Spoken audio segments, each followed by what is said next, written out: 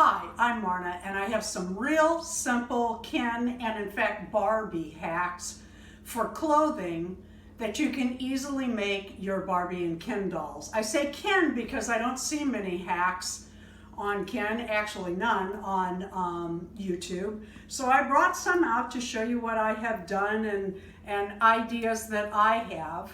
I found these two dolls without the purple. And I made this for them to stand in a display together as a couple. Now, I have not found him shoes, and he has really big feet, so I'm going to have to make him some, but that's for another video. What I do to make my patterns is I take the clothing off my dolls. Now, this is not a nude body. It is a doll. My goodness, I think it's silly that people come unglued about no clothes on a doll. But I'll leave the pants on because some people are sensitive. What I did was I took an ink pen and I put my dolls down to where their neck would be, plus just a little more, so that you could sew that or have a little extra. And same with the pants and shirt. And then I drew around it, cut it out, and made my patterns. This can be, what I do for a shirt is I fold that up before I add that to my fabric. Now, when you make these clothes, long ways is the tighter end of the stitch, and across the body is where you want the most give in your fabric. If your fabric does not have give, you need a little bit more room for your stitches. And the way I do this, I'm just folding this over. I try to save as much fabric as I can. I see a lot of people do these crafts and they put it right in the middle. Well, now you've wasted all this fabric. That's just silly. Now you have to be careful when you've been cutting that all the pieces are there. And I line this up,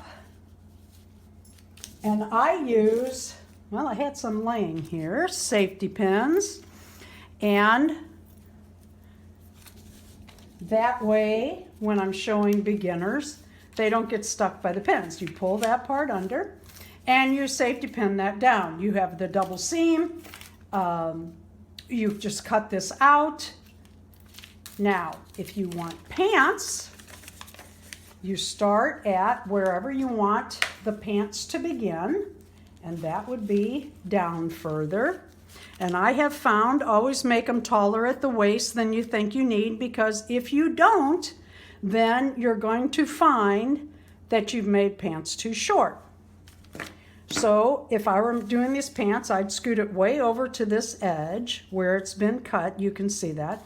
And I'd save as much fabric as I could, making this like that. And then I would pin this down like this and cut them out. After you have them cut out, you make sure you have the pretty side of your fabric together. It's called right sides together, and that's how you stitch it. Now, doing these Barbie and Ken clothes, I stitch by hand, and I just use a very small stitch. You can do it on your machine. I get in a hurry, and my machine tends to grab it, and then I get a little angry, and it's not good. So you sew where the head is not and where the body is not. So you sew the top of the arms, the inseams here against the body and the arms. Then you turn that inside out, and this I made for this 17-inch Barbie because she too does not, it's very hard to find clothing for her, and when you do, it's very expensive. So I just make something myself. I made her this little dress at Christmas time.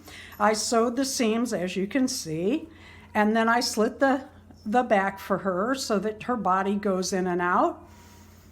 And I added lace, and I just sewed that on by hand also.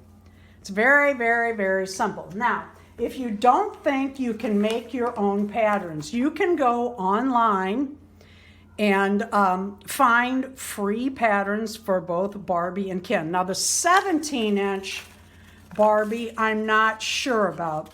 I use this pattern for her pants, and then I use this pattern for her shirts and dresses. For her dresses, I just make it longer and give it more of a flare. And when I cut this out for her and my other Barbies, I cut it so that the top seam is done. I put it down like this, and then I cut this out, and when I fold it over right sides together, I only have to sew here and here, and then when I'm done, I fold that over and I cut out a very tiny neckline. Remember, you can always take off more. You can't put it back if you cut too large. And then, see here how I did that? I cut the neck out, and then I gave it a little slit for her body so that her whole body would go up inside that. She has some good size hips because she's a good size doll. It's very, very simple to make these items. Even young children can do it if you help them and go slow. And you can take this type pattern, and I've made a witch's outfit. This is for a regular size Barbie, this 11.5, 12-inch Barbie. And I made this long for Halloween, for an angel at Christmas, for a pilgrim at Thanksgiving, or for a Renaissance dress. You know, a lot of people go to the Renaissance fair. Take your Barbie. So that's what we have today. It's very, very simple. Make your own patterns, or in fact, look on the internet. Something else you can do is make a fun cake. He has some Renaissance clothing. I made him. He wears those boots I showed in the video for Ken Hack shoes. So I made him, this goes over something else, that's why it's a little loose. I made him a Renaissance cape, and he's real cute in that with his little outfit, but I just wanted to show you, it just doesn't take a lot to have a good time crafting.